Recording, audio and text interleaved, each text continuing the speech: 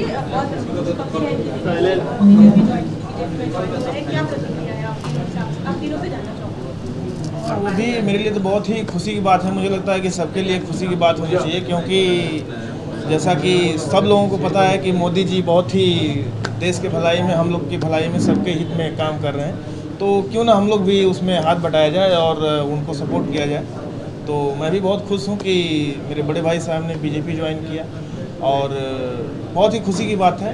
सबको खुश होना चाहिए। सबको खुश होना चाहिए। एक्चुअली मैं इतना कहना चाहूँगा कि हमारी इंडस्ट्री में बहुत सारे हीरो हैं, बट इतनी मीडिया के सामने मैं इस बात को फ़ख्र के साथ कह सकता हूँ, गर्व के साथ कह सकता हूँ कि one and only Dinesh ji ही ऐसे इंसान हैं।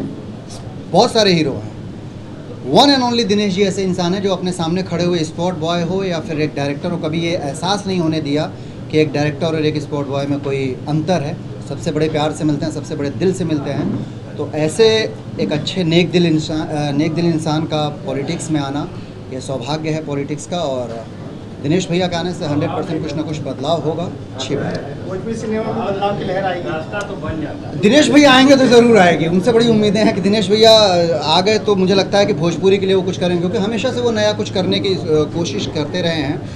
हमारी सबसे बड़ी विडंबना रही है कि हम सबसे बड़ी क्षेत्रीय भाषा के लोग हो करके हमको पॉलिटिशियंस का साथ नहीं मिला, हमको सरकार का साथ नहीं मिला। अगर हमको सरकार साथ दे दे, हमारी जो भोजपुरी इंडस्ट्री की सरकार है, बिहार की सरकार है, पूर्वी उत्तर प्रदेश की सरकार है, खाली वो साथ दे दे तो वो दिन दूर नहीं है कि हम 15 करोड़ की फिल्म बना करके 25 करोड़ रुपए कमा सकते हैं। छोटी सी इंडस्ट्री है साउथ, छोटी सी इंडस्ट्री है मराठी, यहाँ पे 5-5 करोड़, 7-7 करोड़, 8-8 करोड़ कमा लेते हैं, और हम करोड़ 1.5 करोड़ की फिल्में बना करके रिकवरी के लिए आज तक लड़ रहे हैं। इसमें बहुत बड़ा योगदान हमारी सरकार का है। तो दिनेश जी आए हैं तो दिनेश भैया से उम्मीद है कि कुछ करें। बाकी सबने वादा किया, कभी कुछ काम नहीं किया हो, कि दिनेश भैया आए हैं तो कुछ काम करें। बहुत ही पॉजिटिव लग रहा है और 100% दिनेश जी से उम्मीदें हैं।